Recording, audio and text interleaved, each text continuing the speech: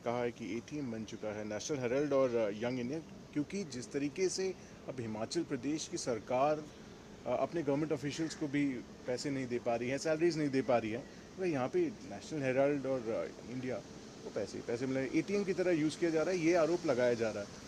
आपका क्या काउंटर होगा मैम? मुझे नहीं लगता अनुराग ठाकुर को इकोनॉमी, फाइनेंस या वित्तीय मामलों की जरा सी तनिक भर भी समझ है। मुझे तो ये भी संशय है कि शायद वो एटीएम का फुल फॉर्म भी ना जानते हो।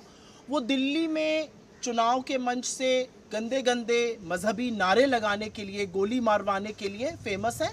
उतनी ही बात उनको करनी चाहिए। जहां तक हिमाचल की सरकार की बात, हम एक बहुत सफल सरकार चला रहे हैं। उस सरकार ने 2-2 महीने का बोनस एक साथ दिया, जो आपकी कोई सरकार नहीं कर पाई। आप महाराष्ट्र सरकार की बात करिए, 8 लाख महिलाओं को लाडकी योजना में सिर्फ 500 मिल रहे हैं, वादा 1500 का था। इसके बारे में आप चर्चा नहीं करेंगे। लेकिन अनुराग ठाकुर जी को मुझे नहीं लगता कि नेशनल हेराल्ड के मामले में यंग इंडियन क्या है, एजेएल क्या है, ये अखबार क्यों छपता था, यंग इंडियन जो है वो सेक्शन 25 और अब नए कंपनीज एक्ट के सेक्शन 8 की एक नॉट फॉर प्रॉफिट कंपनी है। वो किसी भी व्यक्ति को, किसी भी शेयर होल्डर को डिविडेंड, सैलरी, मुनाफा नहीं दे। मुझे नहीं लगता उनको इन सब चीज़ों की भी समझ है।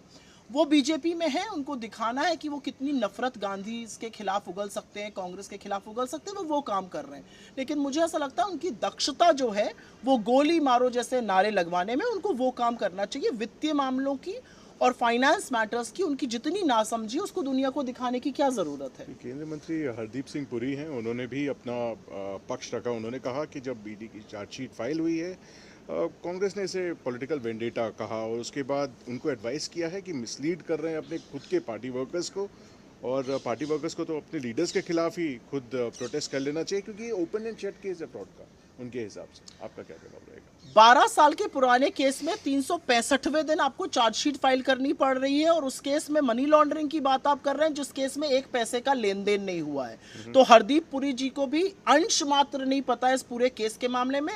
वो भी मोदी जी के सामने अपनी जो लॉयल्टी है वो दिखाने के लिए फुदक फुदक के बोल रहे हैं। लेकिन इस देश की एक नागरिक होने के नाते मैं हरदीप पुरी जी से पूछना चाहती हूं कि कच्चे तेल का दाम 40% कम हो गया दुनिया भर में, आप पेट्रोल डीजल के दाम क्यों नहीं घटा रहे हैं? आप तो मुनाफाखोरी कर रहे हैं। आपको दाम घटाने चाहिए थे। जब दाम घटाने का वक्त आया, राहत देने का वक्त आया, आपने एक्साइज ड्यूटी बढ़ा दी, आपने एलपीजी का प्राइस बढ़ा दिया।